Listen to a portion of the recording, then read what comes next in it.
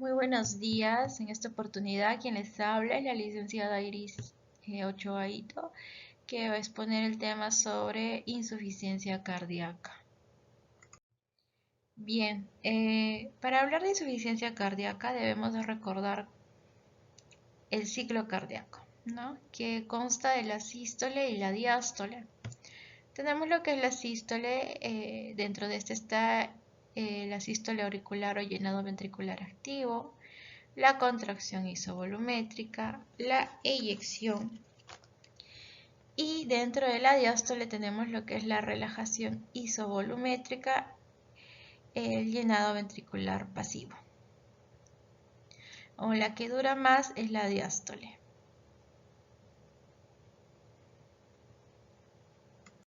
Bien, ahora para hablar sobre insuficiencia cardíaca tenemos que tener en cuenta que el ciclo cardíaco dura 0.8 segundos, ¿no? Y que tenemos tres ruidos muy importantes. El primer ruido que se encuentra en la contracción isovolumétrica, que inicia con la sístole ventricular. Los ventrículos se contraen, hay una presión ventricular y este primer ruido se origina cuando las válvulas auriculoventriculares se cierran. No hay variaciones en el volumen. El segundo ruido tenemos que se encuentra en la relajación isovolumétrica. Aquí tenemos el inicio de la diástole y justamente las válvulas semilunares o sigmoideas es que se cierran y ahí se produce el segundo ruido cardíaco. Las válvulas auriculoventriculares están cerradas, no hay variaciones también en el volumen, hay una disminución de la presión aórtica de 80 milímetros de mercurio, perdón. Y el tercer y cuarto ruido se encuentran en el llenado pasivo y el llenado activo, ¿no? Entonces aquí encontramos el tercer y el cuarto ruido. Que el llenado pasivo está el llenado rápido y el llenado lento, la diástasis. Todo este ciclo, como les dije, dura 8 segundos. También es importante mencionar la eyección, que se trata de que las válvulas auriculoventriculares están cerradas, hay una presión ventricular mayor que una presión aórtica, las válvulas semilunares están abiertas, hay un aumento de la presión aórtica y una disminución de la presión ventricular. Bien, ahora, para hablar también de insuficiencia cardíaca tenemos que tener en cuenta el gasto cardíaco. ¿En qué consiste el gasto cardíaco? Pues tenemos una fórmula, que es el volumen latido por la frecuencia cardíaca, nos va a dar el gasto cardíaco. Entonces, en pocas palabras, estamos hablando de la frecuencia cardíaca, o sea, los latidos por minuto, por el volumen latido. Por el volumen latido, que son los litros por latido, ¿no? Y todo esto nos va a dar un gasto cardíaco de 5 litros sobre minuto, ¿no? Ahora, recuerden que hay órganos que hacen más uso del gasto cardíaco. Uno de ellos es la circulación esplénica, justamente la del hígado, que tiene un mayor consumo de gasto cardíaco. Ahora, si hablamos de quién consume más gasto cardíaco por gramo de tejido, pues estamos hablando del riñón. Ahora tenemos factores que determinan el gasto cardíaco, como la precarga, la poscarga y la contractibilidad. Estos tres determinan el gasto cardíaco. Dentro de la precarga, no olvidemos que es el retorno venoso. Y dentro de la poscarga está la resistencia vascular. La precarga es directamente proporcional con el gasto cardíaco. O sea, que a mayor precarga tenemos mayor gasto cardíaco. Pero si nosotros tuviéramos mayor postcarga, o sea, mayor resistencia vascular, este es inversamente proporcional con el gasto cardíaco, lo que significa que el gasto cardíaco disminuiría. Ahora, esta precarga, que es directamente proporcional con el gasto cardíaco, pues se relaciona mucho con la ley de Frank-Stalin. Y la postcarga, que es inversamente proporcional con el gasto cardíaco, pues se relaciona con la ley de Laplace, ¿no? O sea que si nosotros aumentamos la precarga, aumentamos la fuerza de contracción. Por lo tanto, aumentaríamos nuestro gasto cardíaco. Esa es la ley de Frank-Stalin, ¿no? Ahora, también quiero mencionarles sobre un punto muy importante que es la fracción de eyección, que se mide con el ecocardiograma. ¿Existe una fórmula para la fracción de eyección? Entonces, esta fórmula nos habla que la fracción de eyección es igual al volumen sistólico o volumen de eyección sobre el volumen telediastólico. Ahora, entonces el volumen sistólico, ¿cuánto es? 70 mililitros y el volumen telediastólico 120. Como es una división, pues divididos estos dos nos daría 50, lo que significa que es un 50%. Y la fracción de eyección sería mayor a 50%, ¿no? Lo que significa que está bien. Entonces, si decimos que tenemos más del 50% de una fracción de eyección, estamos hablando que nuestro corazón está bien. ¿Y qué evalúa, no, esta fracción de eyección? Pues la sístole del corazón, ¿no? La eyección. En pocas palabras, estamos hablando de la función sistólica del corazón. Ahora que hemos entendido un poquito estos aspectos, vamos a hablar de lo que es insuficiencia cardíaca. ¿Qué es insuficiencia cardíaca? La IC es un síndrome en el cual los pacientes presentan siguientes características, ¿no? Entre signos y síntomas. Típicamente, pues tenemos la falta de aire, fatiga, cansancio, cuando uno está en reposo, cuando uno hace ejercicio. Hay en algunas ocasiones como una congestión pulmonar o hinchazón en los tobillos. Evidencia objetiva de una alteración cardíaca, estructural o funcional en reposo. Para desglosar esto tenemos los síntomas, ¿no? Que está la falta de aire, ortopnea, disnea paroxística nocturna. El síntoma más representativo de la insuficiencia cardíaca es la disnea. Fatiga, cansancio, angina, palpitaciones y síncope. Dentro del signo tenemos la presión yugular venosa, el edema periférico en tobillos, la hepatomegalia, la ascitis. Entonces, el síntoma más frecuente es la disnea. El signo más frecuente es el edema. Y también tenemos lo que es la disfunción cardíaca, que es la fracción de eyección baja. Y ya les expliqué qué era la fracción de eyección baja, ¿no? Que a más del 50% tenemos una fracción de eyección normal. Entonces la fracción de eyección baja sería menos de 50%.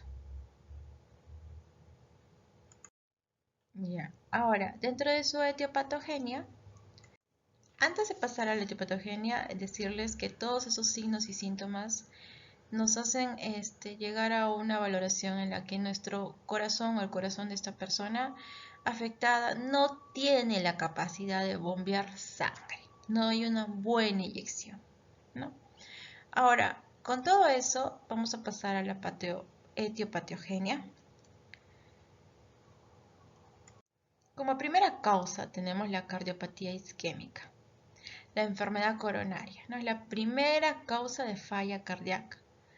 Como segunda causa tenemos la hipertensión arterial, que sea constante y elevada. Como tercera causa tenemos las valvulopatías, miocardiopatías. Y dentro de otras pues tenemos la enfermedad pericárdica o la cardiopatía congénita. Entonces no olvidemos que la primera son las enfermedades coronarias, la cardiopatía isquémica, ¿no? La primera causa de una insuficiencia cardíaca, seguida de las hipertensiones arteriales, constantes y elevadas. Vamos a hablar justamente de la incapacidad del corazón, dividido en lo que es la sístole y la diástole. Acá tenemos esta clasificación por la incapacidad del corazón. Se dice que tenemos la incapacidad sistólica y la incapacidad diastólica. En el 70% de los casos estamos hablando de una incapacidad sistólica, ¿no? O sea, de una incapacidad de la contracción del corazón. El otro porcentaje de incapacidad del corazón lo encontramos en la diástole, que es el 30% de los casos, ¿no? Ahora, ¿cuál es la prueba que nosotros usamos para evaluar a un paciente que tiene una incapacidad cardíaca, ¿no? Entonces, por ejemplo, como ya conocemos los signos y síntomas, imaginemos que tenemos un paciente con edema, disnea, sumada a una ingurgitación yugular y se está sospechando de una falla cardíaca. Pues ahí vamos a usar una prueba de elección que es el ecocardiograma. ¿Se acuerdan que evaluaba el ecocardiograma? Pues la fracción de eyección. Entonces, ¿qué diríamos, no? Dentro de ese ecocardiograma que, como les mencioné, medía la fracción de eyección. Decimos que si tenemos una fracción de eyección menor del 50%, estamos hablando de una falla sistólica, ¿no? Acá es menos, por favor, no es más, ¿ya? O sea que la falla de eyección es menos. Estaríamos hablando de una incapacidad del corazón sistólica. Entonces estaríamos hablando de una falla cardíaca con una fracción de eyección baja. O sea, estaríamos hablando de una falla sistólica que justamente es el 70% de los casos. Pero ¿qué pasa si tenemos una fracción de eyección normal, ¿no? Hacemos nuestro cardiograma y tenemos una falla de eyección normal, pero ya hay falla en el corazón, estaríamos hablando de una incapacidad del corazón diastólica. De esta manera nosotros vamos a diferenciar si hay alguna falla dentro del corazón sistólica o diastólica. Y vamos a poder hacer una mejor clasificación de la incapacidad del corazón. Entonces la mejor forma para calcular una incapacidad del corazón es usando el ecocardiograma. Fracción de eyección baja, falla sistólica. Fracción de eyección normal, falla diastólica. No nos olvidemos. Entonces en este cuadro tenemos otra vez los signos y síntomas de la incapacidad del corazón, de la insuficiencia cardíaca, ¿no? Entonces la primera falla, como ya les había dicho, es la cardiopatía isquémica. Si tenemos esto, estamos hablando de una falla sistólica. Y les dije que la segunda causa es una hipertensión arterial. Y si tenemos esto, estamos hablando de una falla diastólica. Entonces, ¿qué quiere decir esto, no? Que cuando nosotros tenemos una cardiopatía isquémica, ¿qué produce esto? Isquemia, ¿no? Entonces, la isquemia en el corazón produce una fibrosis. Y cuando se produce una fibrosis, hay una dilatación. El corazón se dilata. Entonces hay una dilatación. Y como se fibrosa, hay una alteración en la contractibilidad. Entonces hay una muerte de miocitos. Eso es justamente lo que genera el infarto. Y eso genera una falla sistólica. Estaríamos hablando de una fibrosis que se dilata y aumenta la contractibilidad. Por eso vemos en esta imagen que nuestro corazón está totalmente con fibrosis, está dilatado, por eso hay un aumento de la contractibilidad. Ahora, en el caso de la hipertensión, que es la segunda causa, ¿qué genera nuestra hipertensión del corazón, ¿no? Una hipertrofia concéntrica, como están las paredes de los ventrículos, ¿no? Todas engrosadas. Entonces aquí lo que va a estar alterado no es la contracción, si se dan cuenta, a diferencia de la sístole, ¿no? Lo que va a estar alterado es el llenado. No hay un buen llenado en el corazón. Como hay una mayor hipertrofia aquí en el corazón, pues la cavidad va a ser pequeña. Afecta en el llenado, ¿no? Bien, entonces también adicional tenemos lo que es dentro de la sistólica, la insuficiencia aórtica, la cardiopatía dilatada. Y dentro de la diástole tenemos lo que es la estenosis aórtica, la miocardiopatía, ya sea la hipertrófica o la restrictiva. Otra forma de clasificar también esta incapacidad del corazón o esta falla del corazón es como la falla izquierda o falla derecha. Entonces estaríamos hablando de que cuando falla el corazón izquierdo, ¿no? El lado izquierdo del corazón, estamos hablando de que ¿quién creen que falle, no? Pues fallan los pulmones. O mejor dicho, ¿quién creen que se vean afectados, no? Cuando el corazón del lado izquierdo falla, pues se ven afectados los pulmones. Entonces estaríamos hablando también que se presenta una congestión pulmonar. Es ahí donde aparece pues la disnea, los crépitos y el edema agudo de pulmón. Entonces, si falla el lado derecho del corazón, pues estaríamos hablando de que hay una congestión sistémica, ¿no? Es por eso que como la sangre se inyecta a todo nuestro organismo y hay una congestión sistémica, es ahí donde aparece pues la ingurgitación yugular, la ascitis, el edema. Si se dan cuenta, se ve afectado todo nuestro organismo prácticamente, ¿no? Porque es de ahí de donde se eyecta la sangre a todo nuestro organismo, ¿no? Es ocasionado del ventrículo derecho, ¿no? Pero si la falla viene del ventrículo izquierdo, entonces es una falla izquierda y se ven afectados los pulmones, ¿no?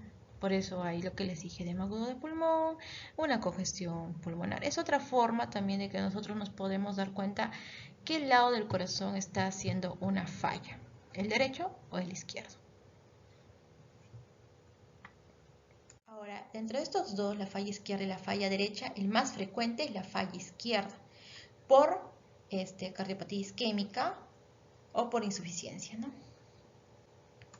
Y, mejor dicho, es producido por una cardiopatía isquémica y por una hipertensión, la falla izquierda. Y a la larga esta falla izquierda pues va a producir una falla derecha con el tiempo, a la larga. Esto nos quiere decir que con el tiempo pues una falla izquierda va a producir una falla derecha. Su evolución de esta, ¿no? Ahora, vamos a hablar sobre los criterios de Framingham, ¿no? Que tiene criterios mayores, menores, mayores o menores. Para esto vamos a mencionar los criterios mayores, ¿no? Que tenemos lo que es la disnea, la distensión venosa yugular, los crepitantes, cardiomegalia, edema agudo de pulmón, presión venosa yugular, reflujo hepatoyugular. Dentro de los criterios de Framingham menores tenemos el edema de miembros inferiores, la tos nocturna, la disnea de esfuerzo, la hepatomegalia, el derrame pleural, la taquicardia. Ahora, hay otra división que, bueno, dentro de los criterios mayores tenemos lo que es el lado derecho y el lado izquierdo, ¿no? Ahora, no se olviden que como les mencioné, cuando hay una falla derecha hay una congestión sistémica y cuando hay una falla izquierda hay una congestión pulmonar. Dentro de los criterios mayores de Framingham vamos a tener 3 de cada uno que son los más comunes y los más representativos de cada lado, ¿no? De cada lado de la falla del corazón. Bien, entonces dentro de los 3 mayores del lado derecho de la congestión sistémica vamos a tener la ingurgitación yugular, el reflujo hepatoyugular y aumento de la presión venosa central. Todo esto en el lado derecho a raíz de una congestión sistémica. Entonces, ahora vamos a hablar de la congestión pulmonar, ¿no? O sea, del lado izquierdo del corazón. Dentro de los 3 criterios más principales está la disnea paroxística nocturna, ¿no? Justamente hay una alteración en el aspecto pulmonar, en el lado pulmonar, la presencia de crépitos y el edema agudo de pulmón. Ya, entonces ahora dentro de los signos menores vamos a hablar de uno más representativo, ¿no? Que es el edema. Este edema generalmente cuando hay una falla cardíaca es un edema cardíaco, ¿no? Entonces es un edema en los miembros inferiores. Esto a causa de qué, ¿no? Que como baja el gasto cardíaco, va a bajar la tasa de filtración glomerular. Por lo tanto, va a haber una retención de agua. Pero este signo de edema es un signo tardío. ¿Por qué? Porque todavía tendría que acumularse 5 litros en el intersticio. Y además, este signo de edema va de acorde, obedece a la gravedad, ¿no? Si uno está de pie, pues va a haber edema en miembros inferiores. Si uno está en cama, va a haber un edema en la región sacra. Y generalmente aumenta por la noche, ¿no? Es vespertino y aumenta cuando uno duerme, ¿no? Entonces ahí estaríamos hablando de criterios menores de Framingham. Ahora vamos a hablar sobre la fisiopatología, ¿no? De la insuficiencia cardíaca. Entonces todo va a comenzar a raíz de que se cae el gasto cardíaco, ¿no? Por eso ya les decía que era el gasto cardíaco. Volumen latido por la frecuencia cardíaca, ¿no? Entonces, al caer el gasto cardíaco, se va a activar diferentes sistemas neurohormonales al caer el gasto cardíaco. Pues aquí se va a activar qué sistemas, son los sistemas del tono simpático, el sistema renina-angiotensina y el hipotálamo, ¿no? Estos tres sistemas se van a alterar, se van a activar, de tal manera que van a activar sus productos de secreción. En el tono simpático, por ejemplo, se va a activar la norepinefrina. Entonces también se va a activar la aldosterona, la angiotensina y el aumento del ADH, ¿no? Entonces estaríamos diciendo que la norepinefrina con la angiotensina van a producir un incremento de la poscarga.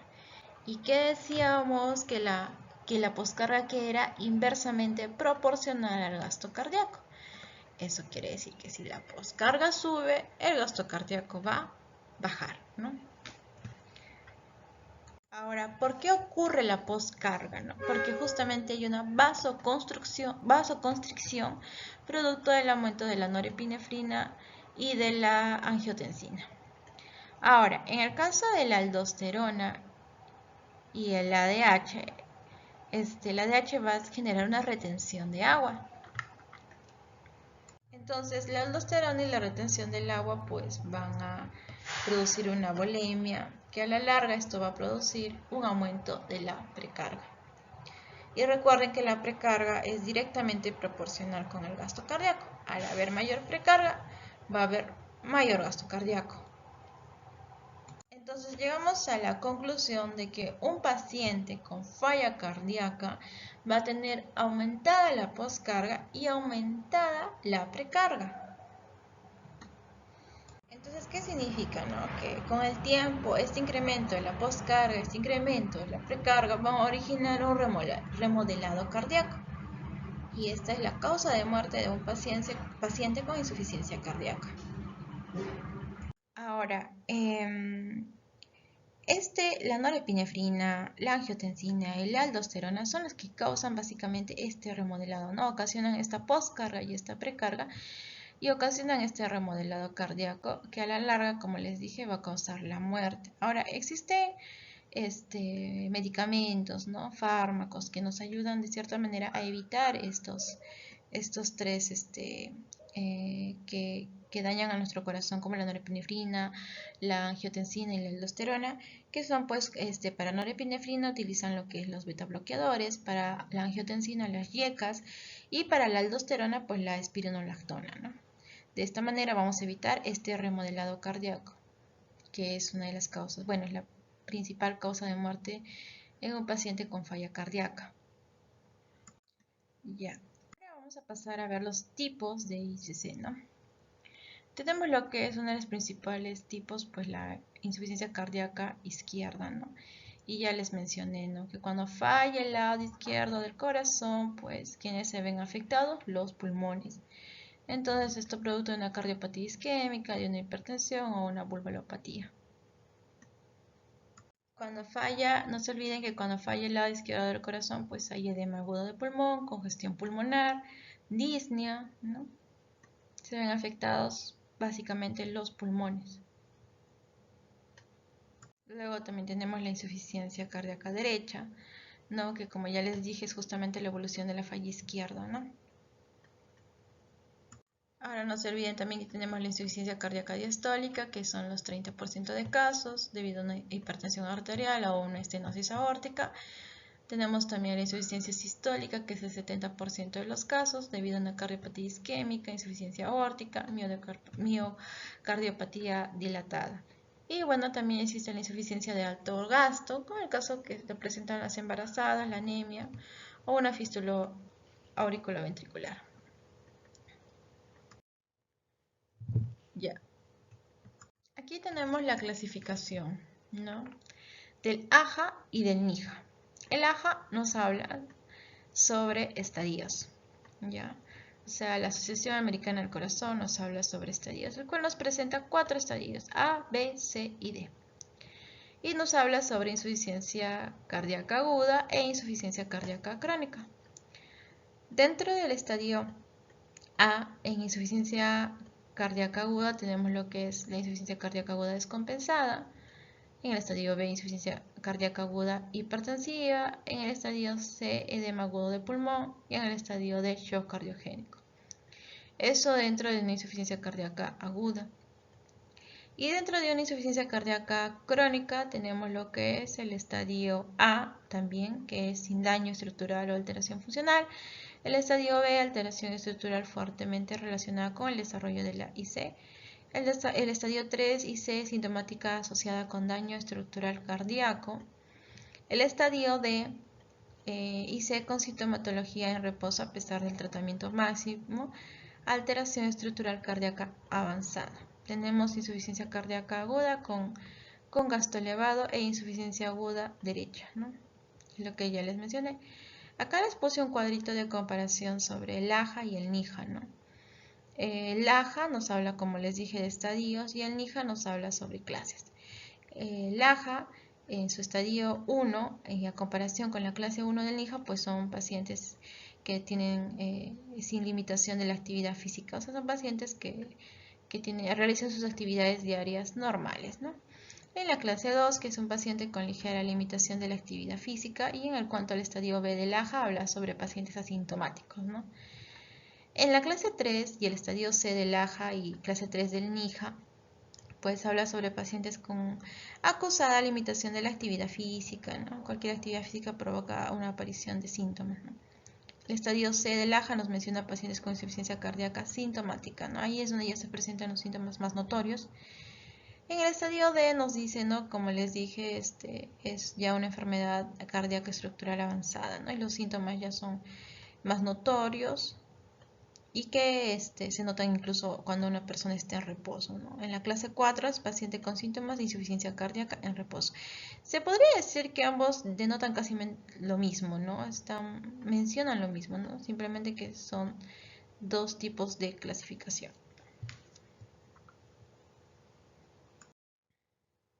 Acá les puse otro cuadrito para que veamos sobre los síntomas, el tratamiento y los síntomas, ¿no?, de la intolerancia. A ver, tenemos, como les dije, dentro del NIJA, para síntomas, pues se usa diurético, sin congestión. Para una supervivencia, mortalidad, pues se usa en tratamiento obligatorio. Tenemos lo que son las YECAS, beta bloqueadores, ¿no?, si hay una cardiopatía isquémica. Y para síntomas, si hay intolerancia a las YECAS o beta bloqueadores, pues nada, ¿no? En el NIJA 2, para síntomas más menos diuréticos, para una supervivencia, YECAS, beta bloqueadores, y para aquellos que son tienen intolerancia a las YECAS y beta bloqueadores, pues están los ARA, ¿no? En el NIJA 3 también está para síntomas diuréticos más el digital, si persisten síntomas, más nitratos, hidrasalina.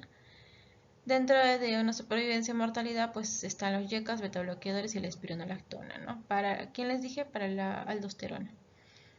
Y está también si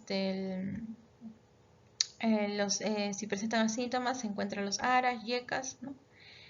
Para el NIJA 4 está los diuréticos, digital, nitratos, hidrasalina y apoyo inotrópico temporal, ¿no? Ya usaríamos aquí un inotrópico. Y para la supervivencia seguimos usando lo que son YECAS, beta bloqueadores e espironolactona. Y si no tolera, pues ARA, ¿no? ARA 2.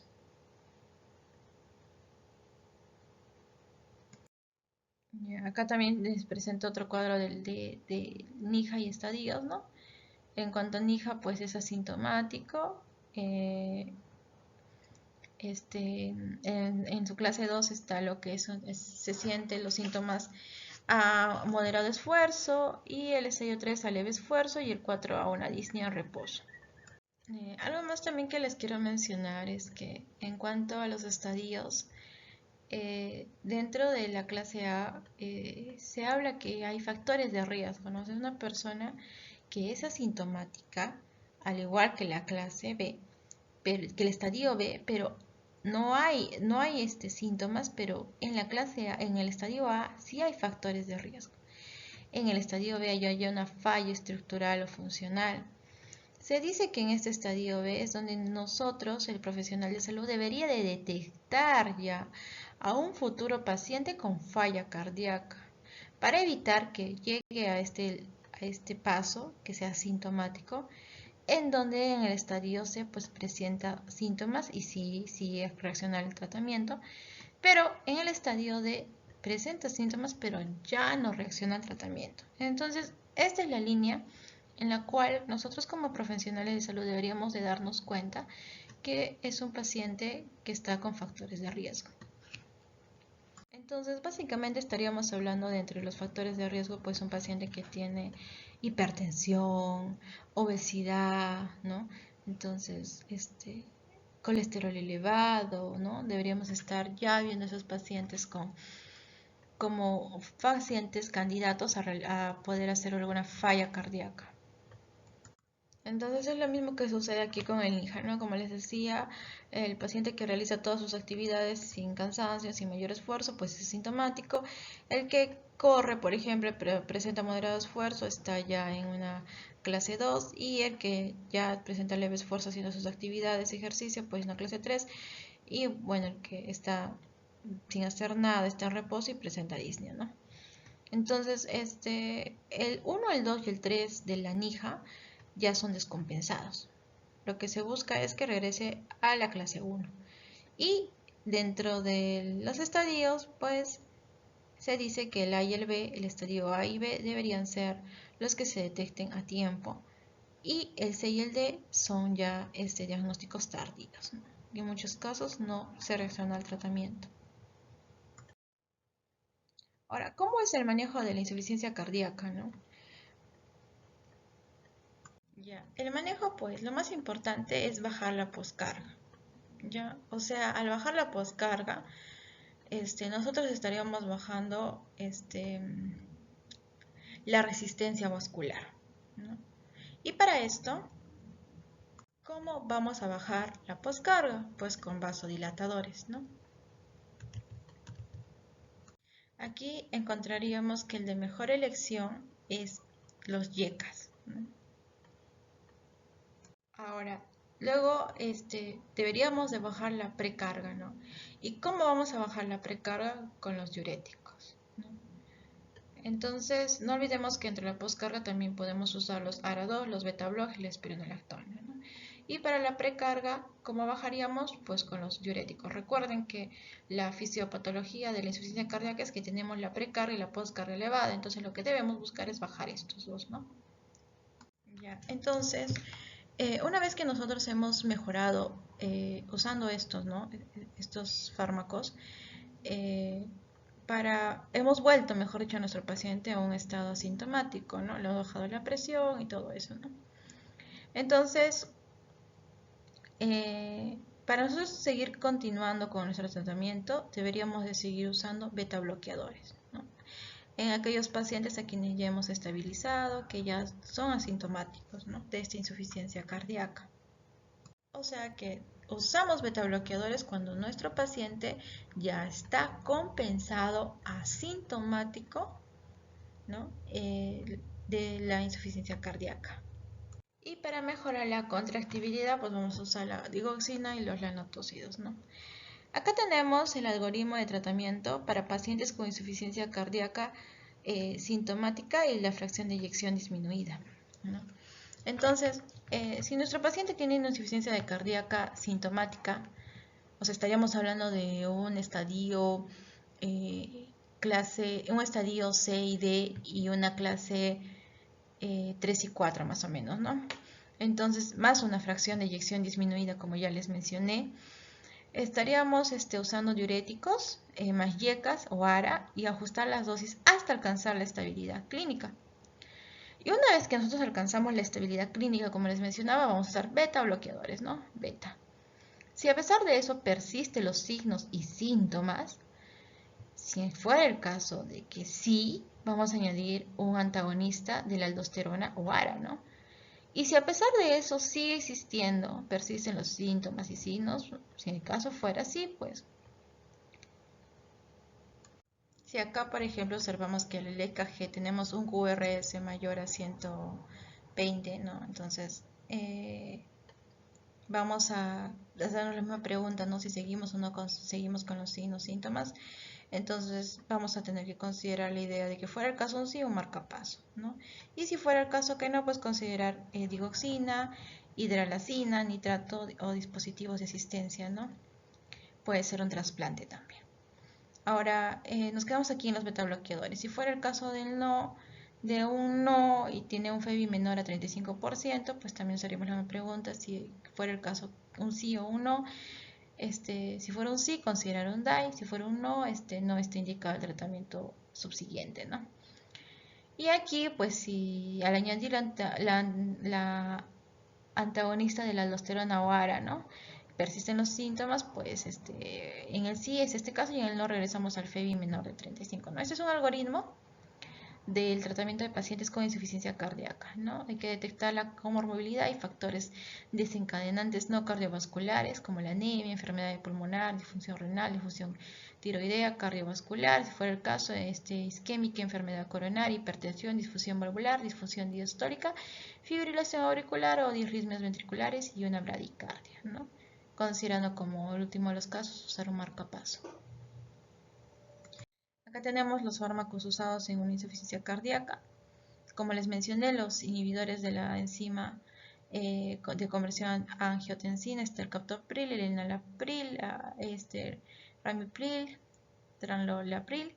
Dentro de los antagonistas de los receptores de la angiotensina está el caldersatán, el valsartán, angiotensina del antagonista de la aldosterona, la espironolactona, y los beta bloqueadores del bisoprolol, el carvedilol, se dice que el más efectivo es el carvedilol, el succinato de metoprolol y el nebivolol.